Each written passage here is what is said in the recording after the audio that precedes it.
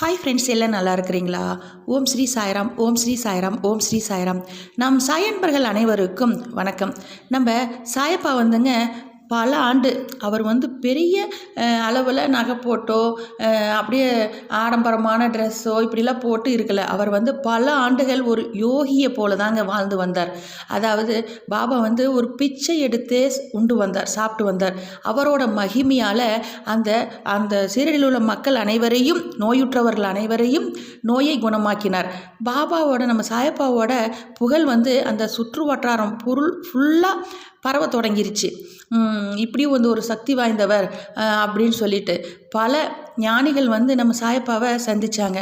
அப்படி சந்தித்து ஐயோ, நம்ம சாயப்பாவை பார்த்த உடனே இவர் இவரோட தெய்வீகத்தன்மையை அவங்க தெரிஞ்சுக்கிட்டாங்க.